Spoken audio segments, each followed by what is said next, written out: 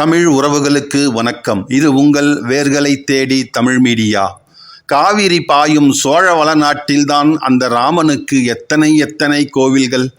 கும்பகோணத்தில் ஒரு கோவில் என்றால் நீடாமங்கலத்திலே ஒரு கோவில், முடிகொண்டானிலே ஒரு கோவில், தில்லை விலாகத்திலே ஒரு கோவில், அடம்பரிலே ஒரு கோவில், வடுவூரிலே ஒரு கோவில் என்று எண்ணற்ற திருக்கோவில்கள் இந்த ராமனுக்கு அமைந்திருக்கிறது. இவை தவிர பெருமாளுக்கு என்று எடுத்த திருப்பதிகள் அத்தனையிலும் ஸ்ரீராமனுக்கு என்று ஒரு தனி சன்னதியும் உண்டு. இவ்வளவுதானா? அந்த ராமனுக்கு வேங்கடராமன், கோசலராமன், ரகுராமன், சுந்தரராமன், கல்யாணராமன், சந்தானராமன், கோதண்டராமன் என்று எண்ணற்ற திருப்பெயர்கள் வேறு. இப்படி கங்கை கரையில் பிறந்து வளர்ந்தவனை காவிரி கரையில் நிலைத்து நிற்கச் செய்தவன் கவி சக்கரவர்த்தி கம்பன்.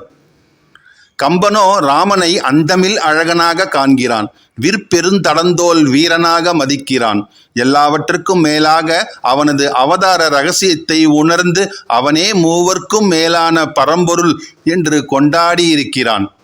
மூலமும் நடுவும் ஈரும் இல்லது ஒரு மும்மைத்தாய, காலமும் கணக்கும் நீத்த காரணன் கையில் ஏந்தி, சூலமும் திகிரி சங்கும் கரகமும் துறந்து, தொல்லை ஆலமும் மலரும் வெள்ளி பொறுப்பும் விட்டு அயோத்தி வந்தான் என்பதுதானே கம்பனின் சித்தாந்தம்.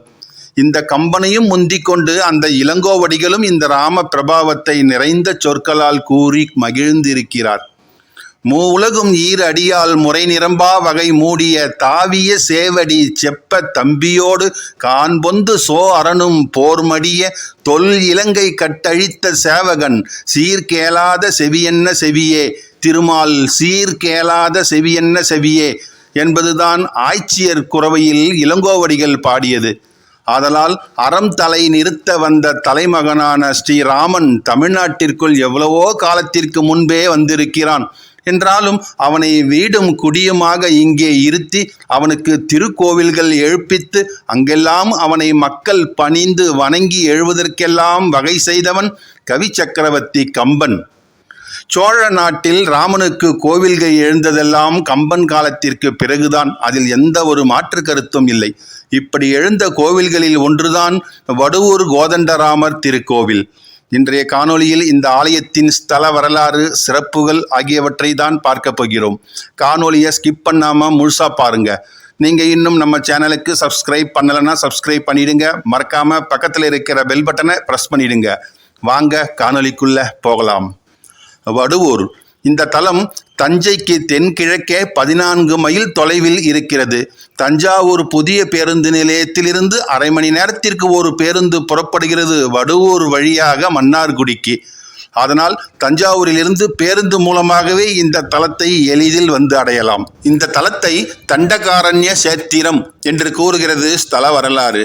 நாம் அறிந்த மட்டில் தண்டகாரண்யம் என்பது விந்திய மலைக்கு தெற்கே உள்ள பிரதேசம்தான். காவிரி பாயும் சோழ வளநாட்டிலா ஒரு தண்டகாரண்யம் என்று அதிசயிப்போம். நமக்கு தான் தெரியுமே ராமன் இருக்குமிடம் அயோத்தி என்று. அதே போல ராமன் சீதா லட்சுமண சமேதனாக இருக்குமிடம் பஞ்சவடி. அந்த பஞ்சவடியை உள்ளடக்கியது தண்டகாரண்யம். அதனால் ராமன் சீதா லட்சுமணருடன் தங்கியிருக்கும் இந்த தலத்தையும் தண்டகாரண்யம் என்று சொல்வதில் தவறொன்றும் இல்லை. இந்த வட்டாரத்தை இங்குள்ள பழங்குடியினரான கள்ளர்குல மக்கள் தன்னரசு நாடு என்று கூறுகிறார்கள். அவர்களுக்கெல்லாம் தத்தம் தமக்கு தோன்றியபடி அன்று தனி அரசு செய்த நாடாக இருக்கும் போல. ஆனால் இந்த தன்னரசு நாட்டில் ராமன் வந்து கோவில் கொண்ட பிறகு நல்ல குடியரசு நாடாக மாற்றி இருக்கிறான். ஊரிலே ஒரு பஞ்சாயத்து இருக்கிறது. கோவிலுக்கு ஒரு அறங்காவலர் குழுவும் இருக்கிறது.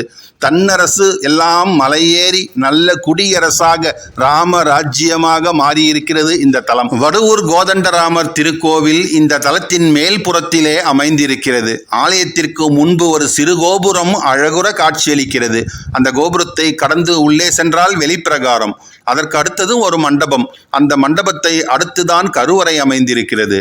கருவறையிலே ஸ்ரீராமன் சீதா லட்சுமண சமேதனாக நின்று கொண்டிருக்கிறான் சிலை உருவில். இவர்களையும் முந்திக் கொண்டு செப்பு வடிவமாக நிற்பவர்கள்தான் மிக்க அழகு வாய்ந்தவர்கள். அப்படி நிற்பவனே கோதண்டராமன். அவனது பக்கத்திலே அஞ்சலி அஸ்தனாக அனுமனும் நின்று கொண்டிருக்கிறான்.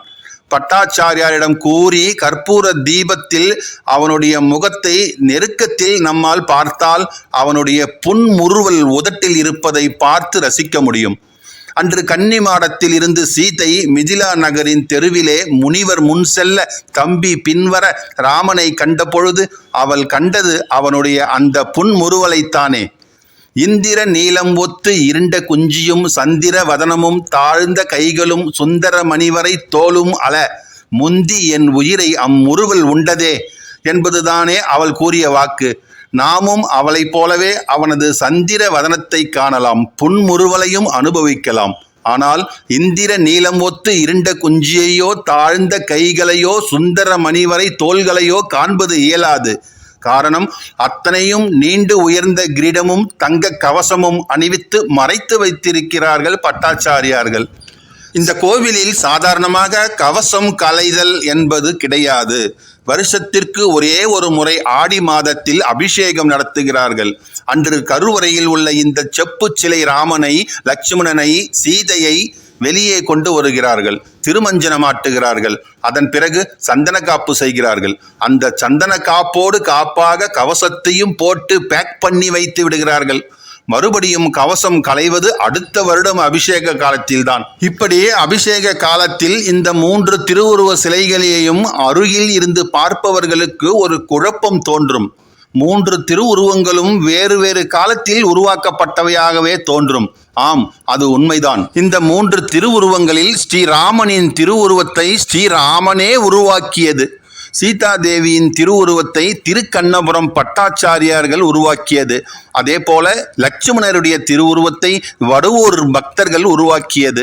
அந்த வரலாற்றையும் இப்பொழுது தெரிந்து கொள்வோம். 14 ஆண்டுகள் வனவாசம் முடிந்த பிறகு ஸ்ரீராமபிரான் அயோத்திக்கு கிளம்ப தயாரான பொழுது வனத்தில் அவரது தரிசனம் பெற்ற மகரிஷிகள் அவரை தங்களுடனேயே இருக்கும்படி வேண்டுகிறார்கள்.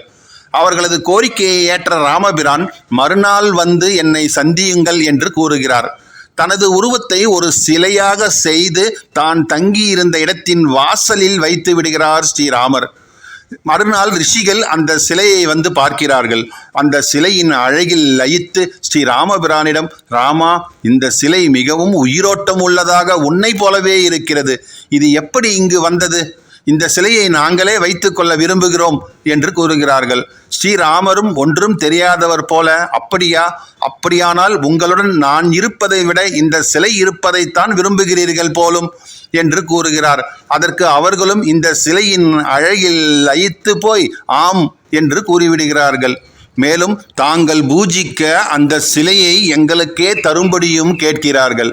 அதன்படி ஸ்ரீராமர் அவர்களிடம் அந்த சிலையை கொடுத்துவிட்டு அயோத்தி திரும்பினார். இவ்வாறு வனத்தில் இருந்த ரிஷிகள் அந்த ராமபிரானின் திருவுருவ சிலையை பூஜித்து வந்தார்கள்.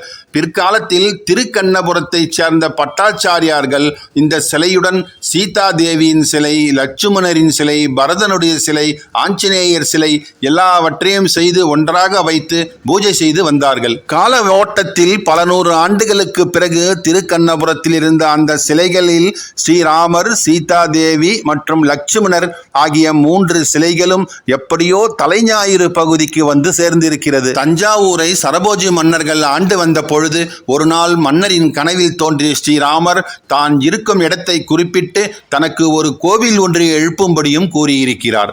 அதன்படியே தலைஞாயிறு சென்ற மன்னர் அந்த சிலைகளை எல்லாம் பார்த்திருக்கிறார். இந்த 3 சிலைகளையும் வடுவூருக்கு கொண்டு வந்து கோவில் கட்டி அங்கே பிரதிஷ்டை செய்ய வேண்டும் என்று திட்டமிட்டிருக்கிறார் நாயக்க மன்னர்.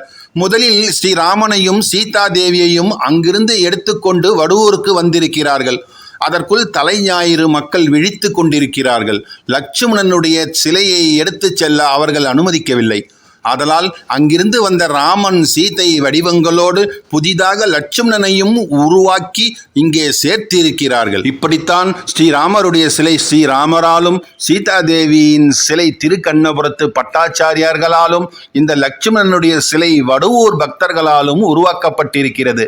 சரி, இந்த ராமபிரான் இங்கு எழுந்தருளியிருப்பதற்கு முன்பாக இந்த தலத்தில் முதலில் பிரதிஷ்டை செய்யப்பட்டிருந்தவர்கள் ருக்மணி சத்யபாமாவுடன் கூடிய ராஜகோபாலன் தான். ராஜகோபாலன் அவதாரத்திற்கும் முந்தைய அவதாரம் அல்லவா ராமாவதாரம். ஆதலால் முன்னர் அங்கிருந்த ராஜகோபாலன் ராமருக்கு கருவறையிலேயே இடம் கொடுத்துவிட்டு ஒரு பக்கமாக ஒதுங்கி கொண்டிருக்கிறான். இன்று ராஜகோபாலன் தம்பதிகள், நம்மாழ்வார், உடையவர், தேசிகர், மணவாள மாமுனிகள் எல்லாம் ஆலயத்தின் திருச்சுற்றிலே தனித்தனி சன்னதிகளிலே ஒதுங்கி வாழ்ந்து கொண்டிருக்கிறார்கள். அர்ச்சகர்களை கேட்டு அவர்களையும் நாம் தரிசிக்கலாம். தலைஞாயிறில் இருந்த சீதையும் ராமனும் இங்கே வந்து விட்டார்களே, அங்குள்ள லட்சுமணன் என்னவானான் என்று கேட்டேன் வடுவூர் பட்டாச்சாரியாரிடம். ஓ அதுவா, அங்கிருந்த லட்சுமணனுக்கு ப்ரமோஷன் ஆகிவிட்டது. அவனையே ராமனாக மாற்றி லட்சுமணன் சீதை முதலியவர்களை புதிதாக உருவாக்கி அவர்களுக்கு ஒரு சிறு கோவிலும் கட்டி வைத்து விட்டார்கள் என்று கூறினார். இந்த உண்மையை தலைஞாயிறு செல்லும் காலத்தில்தான் நான் விசாரித்து அறிந்து கொள்ள வேண்டும். இப்படி தலைஞாயிறிலிருந்து எழுந்தருளிய ராமனே இன்று வடுவூர் கோதண்டராமன் என்று பிரசித்தியோடு விளங்குகிறான். இந்த தலத்தில் ராம நவமி உற்சவம்தான் பெரிய உற்சவம். இன்னும் இந்த ஊரிலே கைலாசநாதர் மேற்கே பார்க்க இருக்கிறார், பிடாரி அம்மன் வடக்கே பார்க்க இருக்கிறாள். இப்படி 3 திசைகளிலிருந்தும் இந்த தன்னரசு நாட்டு மக்களை பரிபாலிக்கிறார்கள் இந்த மூவரும். அவகாசம் உடையவர்கள் எல்லாம் கைலாசநாதர், அழகிய சுந்தரி முதலியவர்களையும் தரிசித்துவிட்டு திரும்பலாம். காவிரி கரையில் உள்ள இந்த ராமனை அர்ச்சகர்கள் காவேரி தீர ரசிகாய நமஹோம் என்று அர்ச்சித்து மகிழ்கிறார்கள். உண்மைதானே? கங்கை கரையில் பிறந்த ராமன் காவிரி கரையில் அல்லவா வந்து நிலைத்திருக்கிறான். கும்பகோணம் போயிருந்த பொழுது அங்குள்ள ராமசாமி கோவிலில் பட்டாபிராமனை பார்த்தோம். இன்றோ வடுவூர் கோதண்டராமனை பார்க்கிறோம். இன்னும் கொஞ்சம் வசதி செய்து கொள்ள கூடுமானால் தில்லை விலாகம் ராமன், அடம்பர் ராமன், முடிகொண்டான் ராமன் முதலியவர்களையும் தரிசித்துவிட்டு வீடு திரும்பலாம் என்பதை தெரிவித்துக்கொண்டு உங்களிடமிருந்து விடைபெறுகிறேன். இந்த காணொளி உங்களுக்கு பிடித்திருந்தால் லைக் பண்ணுங்க, ஷேர் பண்ணுங்க, மறக்காம உங்கள் கருத்துக்களை கமெண்ட் பாக்ஸில் கமெண்ட் பண்ணுங்க. நன்றி, வணக்கம்.